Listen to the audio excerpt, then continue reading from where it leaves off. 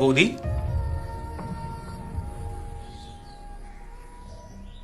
বলছি আমার আঙুলটা না কেটে গেছে, একটু কোনো ওষুধ বা মলম হবে?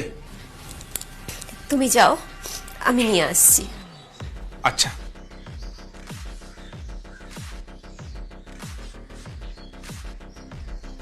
জোর করে একা থেকে কি সুখী হওয়া যায় বৌদি? যায় বৌদি? কি রে, কি ভাবছিস? তোর সাথে রতিকান্ত যা করেছে তুইও রতিকান্তর সাথে তাই কর। এ কি বলছো? এটা পাপ। কিসের পাপ?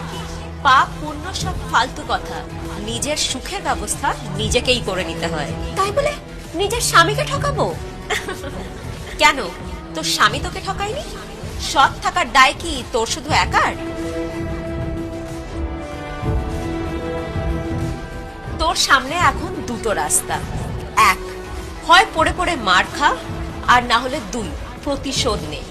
রতিকান্তর বিষে রতিকান্তকেই ঘায়েল কর। ওই টেবিলের ড্রয়ারে ওষুধ আছে, মোবারকেরও আর তোরও। যদি ওই ড্রয়ার খুলিস তাহলে তোর সুখের দরজাও খুলবে। সিদ্ধান্ত তোর। কিন্তু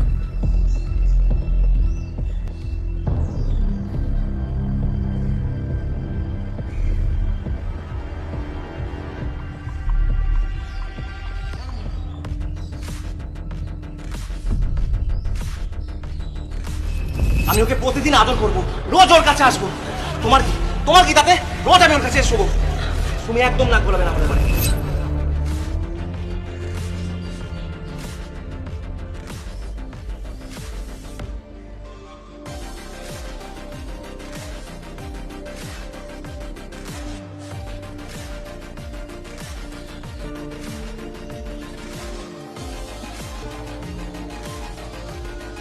ধন্যবাদ বৌদি, রক্তটা বন্ধ না হলে যে কি করতাম। শরীরের রক্ত তো বন্ধ হয়ে গেল, কিন্তু মনের রক্ত? আমি ঠিক বুঝতে পারলাম না। জোর করে একা থেকে সুখ নেই, তাই না? আর একা একা শুয়ে কি শান্তির ঘুম ঘুমানো যায়? কি বলছো বৌদি? কেমন লাগলো তোমাদের অভিশাপ বাংলা নাটকের পর্বটা? আমি জানি তোমাদের খুব ভালো লেগেছে, তার জন্য তো তোমাদের কাছ থেকে এত ভালোবাসা পেলাম। তো বন্ধু, ঝটপট করে ভিডিওটা একটা লাইক করে দাও আর শেয়ার করে দাও। আর তোমরা যদি এর পরে পর্বটা দেখতে চাও তাহলে অবশ্যই কমেন্ট করো, সেই অনুযায়ী তোমাদের পার্টগুলো আমি দেবো। আর যদি তোমাদের যেমন নাটক পছন্দ হবে তেমনটি কমেন্ট করো, তেমন নাটক দেওয়ার চেষ্টা করব। তো দেখা হচ্ছে পরের ভিডিওতে।